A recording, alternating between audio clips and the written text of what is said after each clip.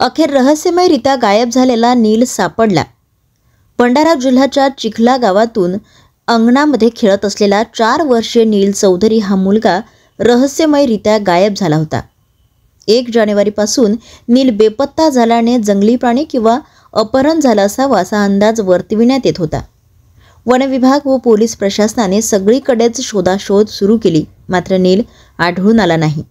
परत आज वन विभाग व पोलिसांनी जंगलात शोध मोहीम सुरू केल्याने अखेर नील जंगलात एका झाडाखाली बसलेला आढळून आला। नील याला कोणीतरी अपहरण केलं होतं, तर वन विभाग पोलीस यांनी सगळीकडेच शोधाशोध सुरू केली होती। म्हणून नील याला भीतीपोटी झाडाखाली आणून ठेवण्यात आलं असं निदर्शनास येत आहे।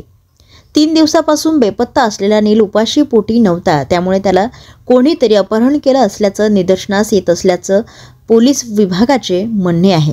त्यामुळे नील याचं अपहरण कुठल्या कारणासाठी करण्यात आलं, कोणी केलं याचा तपास पोलीस करीत आहेत। ताबडतोड FIR घेतले। 363 जुना BNS IPC सेक्शन मध्ये गुन्हा दाखल केला।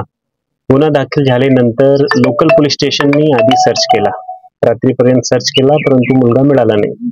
नंतर आम्ही LCB ची टीम पाठवले आणि DFO साहेबांनी सुद्धा त्यांची टीम पाठवली, तरी सुद्धा तो मिळाला नाही। पुढच्या दिवशी आमचे ॲडिशनल SP, DYSP आणि पूर्ण जिल्ह्याची टीम इथे आली, RCP आली। सतत 3 दिवस त्याचा शोध घेतला, ड्रोनचा वापर सुद्धा केला, तरीही मुलगा मिळाला नव्हता।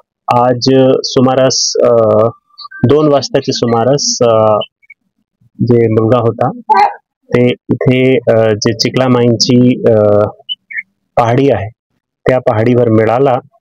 त्यांना आता PSC मध्ये ऍडमिट केलेला आहे आणि पुढील तपास चालू आहे। ते कसे तिथपर्यंत पोहोचला, काय आहे याचे मागे ते आम्ही तपास करत आहोत। थँक्यू। त्याच्यामध्ये काही अशक्तपणा वाटत नाही तर काय अपहरण होऊ शकतो काय? नाही, तो मुलगा कसा आहे ते डॉक्टरांनी आतापर्यंत मला सांगितलं नाही। ते आता आपल्याशी बोलल्यानंतर आम्ही PSC मध्ये जाऊ आणि पाहणी करू। तोपर्यंत आम्ही आमची जी क्राईम ब्रांचची जी टीम आहे ते याच्यावर काम करते।